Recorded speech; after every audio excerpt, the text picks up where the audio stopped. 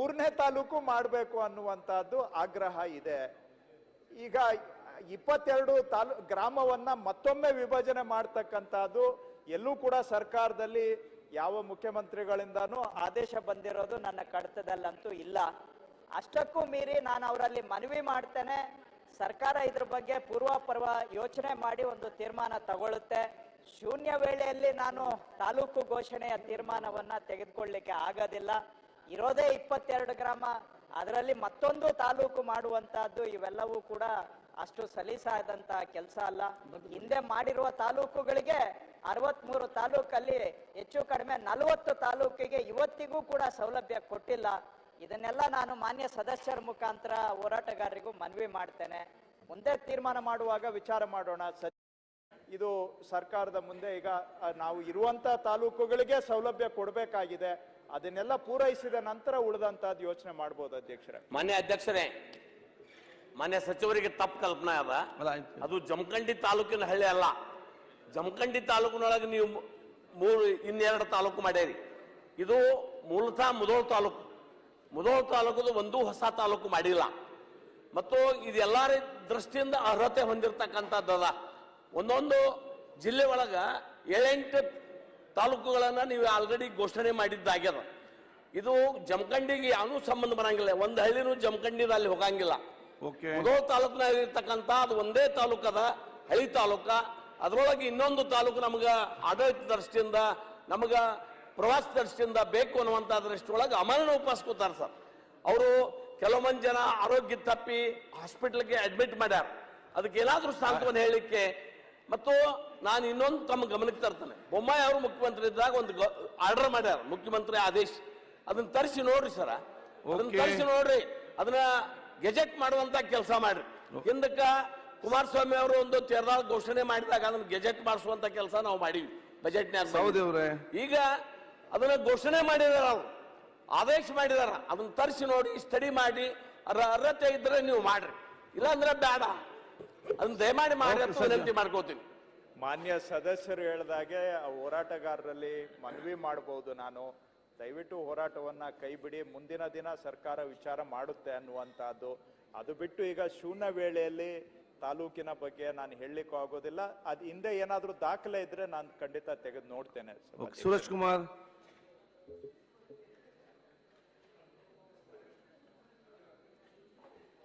ಮಾನ್ಯ ಸಭಾಧ್ಯಕ್ಷರೇ,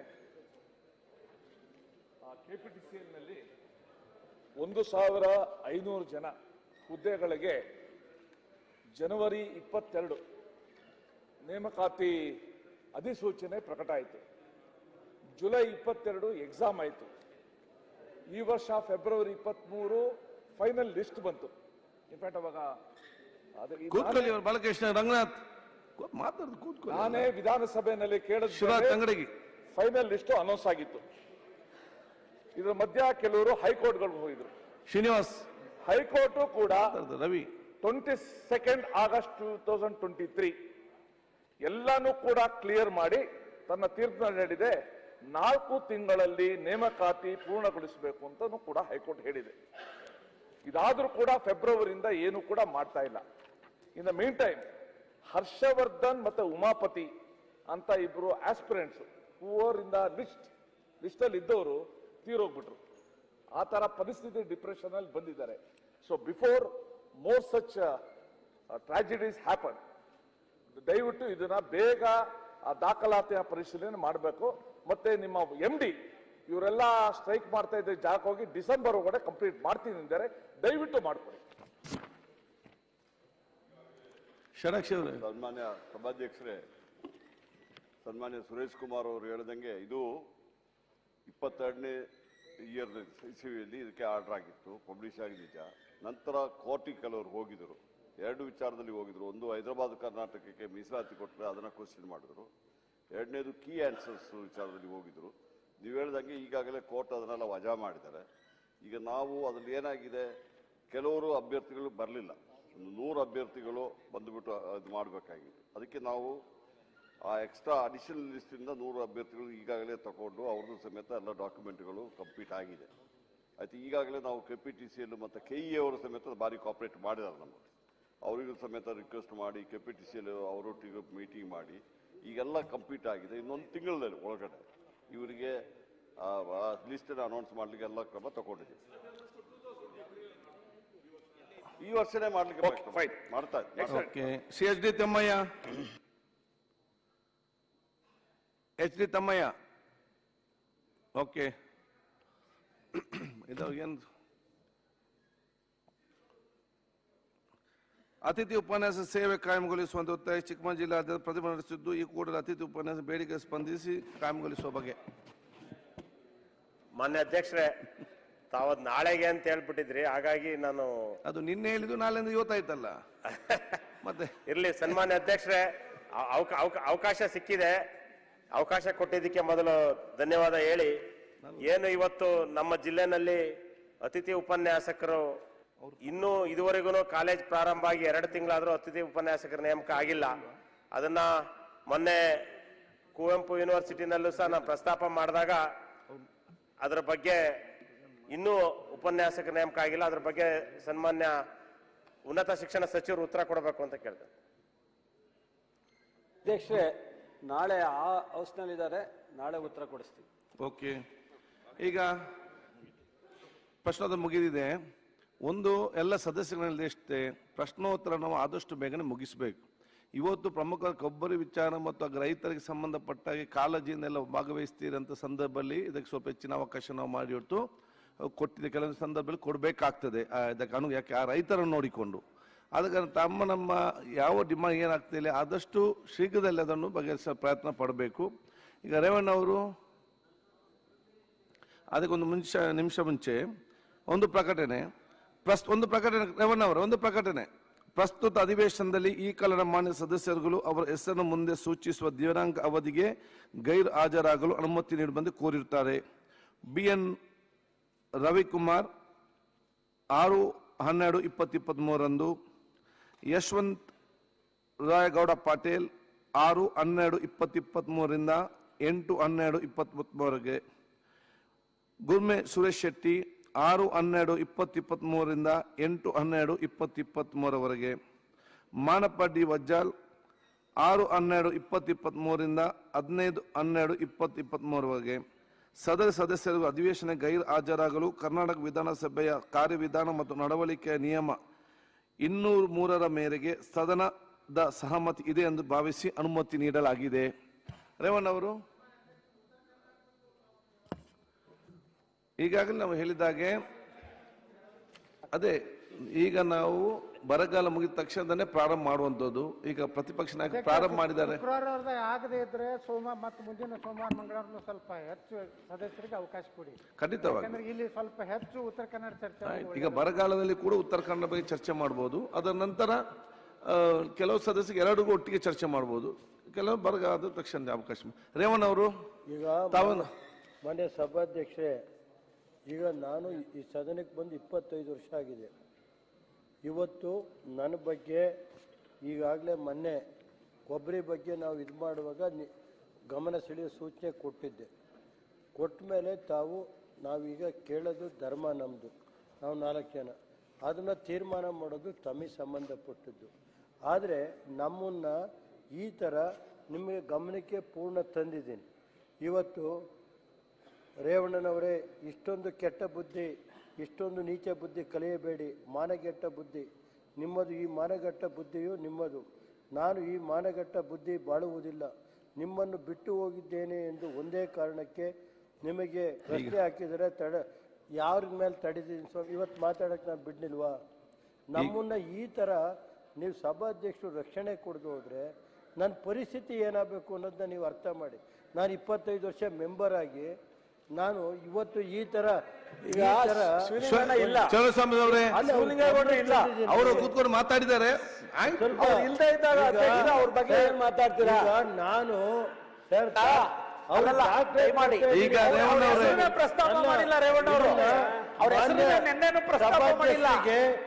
ಅವರು ನಡವಳಿದು ಕೊಡ್ತಾ ಇದ್ದೀನಿ. ಈ ನಿರ್ಣಯದ ಹಕ್ಕುಚ್ಯುತಿಗೆ ಒಂದು ಲೆಟರ್ ಕೊಟ್ಟಿದ್ದೀನಿ. ನಿಮ್ಮ ಹತ್ರ ಇದು ಅನುಮತಿ ತಗೊಂಡೆ ನಾನು ಅಧ್ಯಕ್ಷರೇ, ನಾನು ಹೇಳ್ಬಿಡ್ತೀನಿ. ಈ ತರ ನಾನು 25 ವರ್ಷ ಶಾಸಕನಾಗಿ ಈ ತರ ಈಗಾಗಲೇ ನಾವು ಸಭಾಧ್ಯಕ್ಷರ ನೇತೃತ್ವದ ನಾವೆಲ್ಲ ಈಗ ಅಧ್ಯಕ್ಷರೇ ಮಾತಾಡಿದ್ದೀವಿ. ಅಧ್ಯಕ್ಷರೇ ಅಲ್ಲ ಅವರು ಈಗ ನಡೀತಲ್ಲ ಚರ್ಚೆ. ಆಗ 4 ಸಾರಿಯ ಮಾನ ಮರ್ಯಾದೆ ಇದ್ರೆ ಸೆಂಟ್ರಲ್ ಗವರ್ಮೆಂಟ್ಗೆ ಸೆಂಟ್ರಲ್ ಗವರ್ಮೆಂಟ್ ಅಧ್ಯಕ್ಷರಿಂದ ಭಾಷಣ ಮಾಡಿಸಿ ಕೊಪ್ಪಳಿ ದುಡ್ಡು ತರಿಸಿದ್ರು. ನಾವೇನ್ ಹೇಳಿದ್ವಿ? ಅಲ್ಲ ಮತ್ತೆ ನಾನು 0 ಅವರಲ್ಲಿ ತಂದ್ರೆ ಈಗ ಪಕ್ಷದನ್ನೆಲ್ಲ ಶಿವಲಿಂಗ ಅವರೇ ಒಂದು ನಿಮಿಷ ಇಲ್ಲಿ ಕೂತ್ಕೊಳ್ಳಿ ಅಣ್ಣ, ಕೂತ್ಕೊಳ್ಳಿ, ಅವಕಾಶ ಮಾಡಿ ಕೊಡುವ, ಕೂತ್ಕೊಳ್ಳಿ ಒಂದ್ ನಿಮಿಷ. ಈಗಾಗಲೇ ಇದ್ರ ಬಗ್ಗೆ ಅರ್ಧ ಗಂಟೆ ಚರ್ಚೆ ಆಗಿದೆ. ಅಲ್ಲಿ ಮುಖ್ಯಮಂತ್ರಿಗಳಿದ್ರು, ಸಭಾಧ್ಯಕ್ಷರಿದ್ರು, ನಾವು ಎಲ್ಲರೂ ಇದ್ದೀರಿ, ಚರ್ಚೆ ಆಗಿದೆ.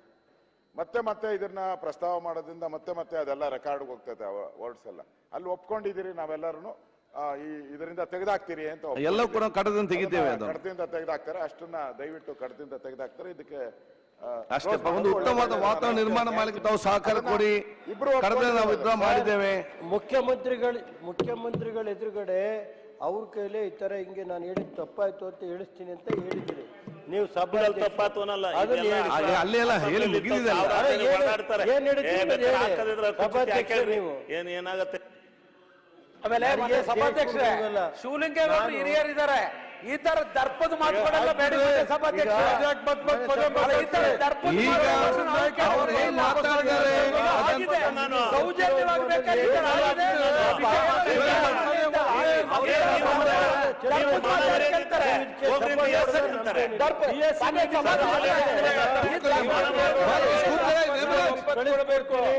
ಇದು ನಿಮಗೆ ತೀರ್ಮಾನ ಮಾಡಕ್ ಬಿಡ್ತೀವಿ.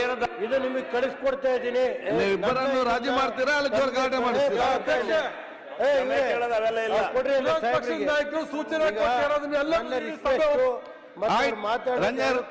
ರಾಜ್ಯವ್ರು ಕೂತ್ಕೊಳ್ಳಿ, ಅವರು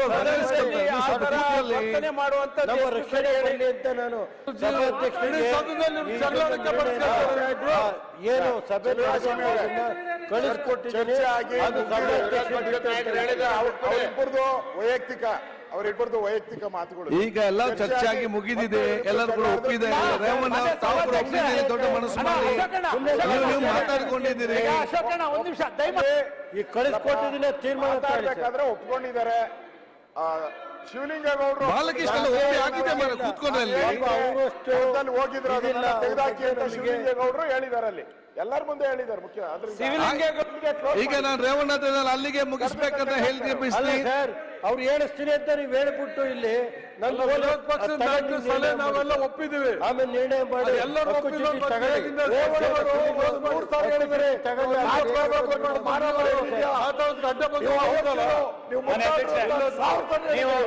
ಅದನ್ನ ತರಿಸ್ಕೊಂಡು ನೋಡಿ.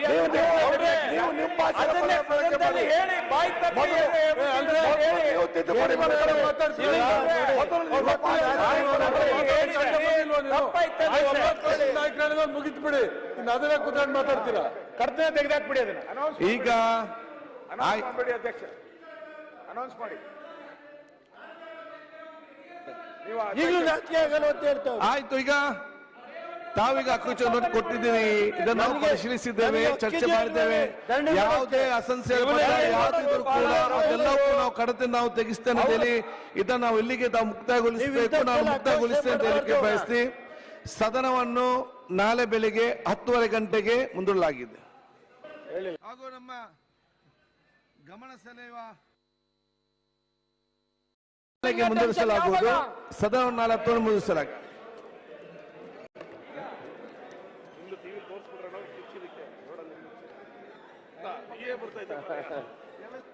ಅಧ್ಯಕ್ಷರ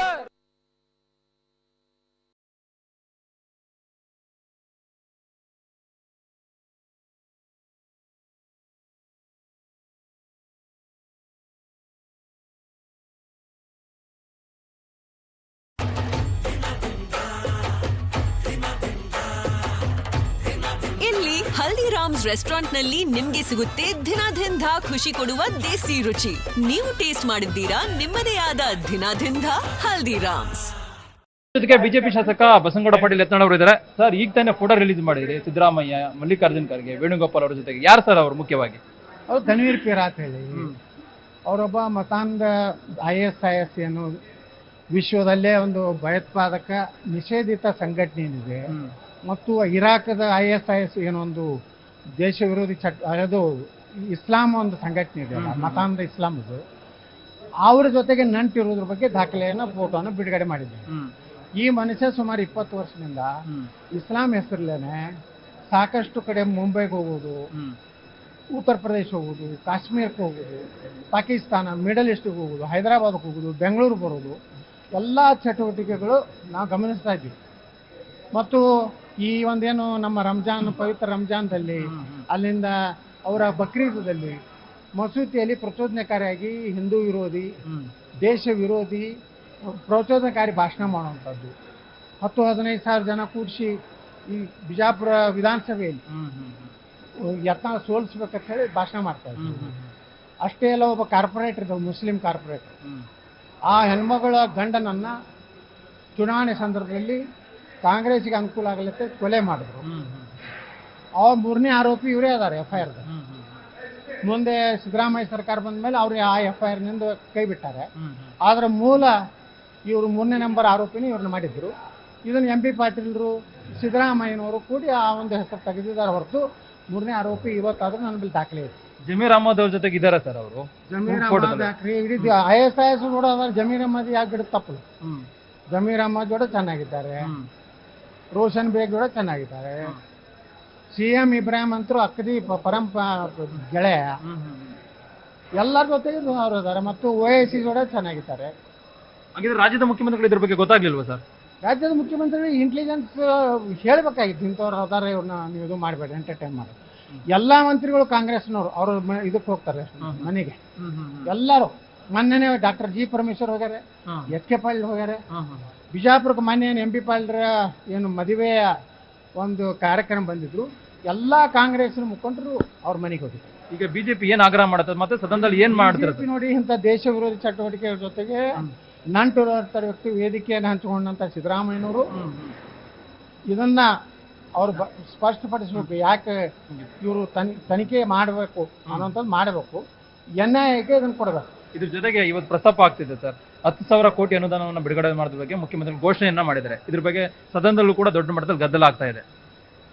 ಈಗಾಗಲೇ ನಾವು ಗದ್ದಲ ಮಾಡಿದ್ದೀವಿ, ಸಭಾತ್ಯಾಗ ಮಾಡಿದ್ದೀವಿ. ನಾವು ಏನು ಹೇಳಬೇಕಾಗಿದ್ದು ಸರ್ಕಾರಕ್ಕೆ ಹೇಳಿದ್ದೀವಿ. ಒಬ್ಬ ರಾಜ್ಯದ ಮುಖ್ಯಮಂತ್ರಿಯಾಗಿ ನೀವು ಅಧಿವೇಶನ ನಡೆದಾಗ ಯಾವುದೇ ಹೊಸ ಸರ್ಕಾರದ ಯೋಜನೆಯನ್ನಾಗಲಿ ಪಾಲಿಸಿಯನ್ನಾಗಲಿ ಘೋಷಣೆ ಮಾಡಲಿಕ್ಕೆ ಬರೋದಿಲ್ಲ. ಸದನದ ಒಳಗೆ ನೀವು ಮಾಡ್ಬೋದಾಗಿತ್ತು. ಕೇವಲ 10,000 ಮುಸ್ಲಿಮರಿಗೆ ಅಷ್ಟೇ ಅನ್ನುವಂಥದ್ದು ಯಾಕೆ? ದಲಿತರು, ಹಿಂದುಳಿದವರು, ಅವರ ಹಣ ನೀವು ಗ್ಯಾರಂಟಿಗಳಿಗೆ ಉಪಯೋಗ ಮಾಡ್ತಾ ಇದ್ದೀರಿ. SCP TSP ಏನು ಬಡವ ದಲಿತರದಿದೆ, ಅದನ್ನು ಒಯ್ದು ನಿಮ್ಮ ಗ್ಯಾರಂಟಿ ಒಳಗೆ ಹಾಕೊಂಡಿದ್ದೀರಿ.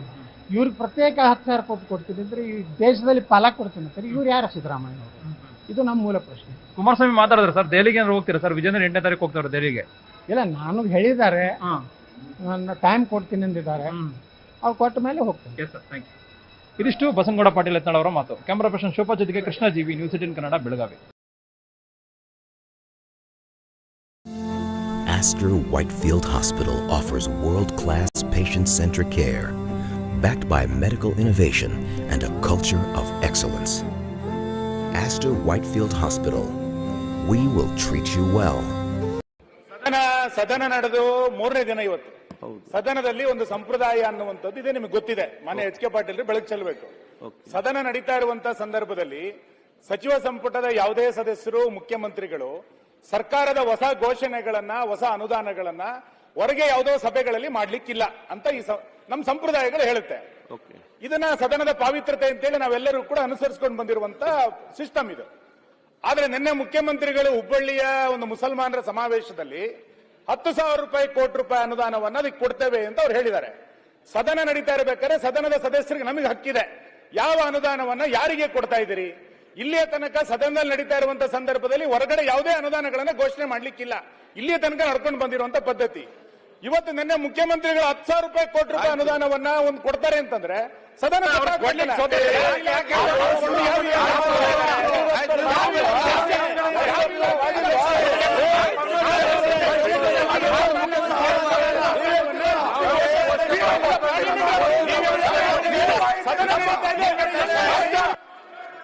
ಅಧ್ಯಕ್ಷರೇ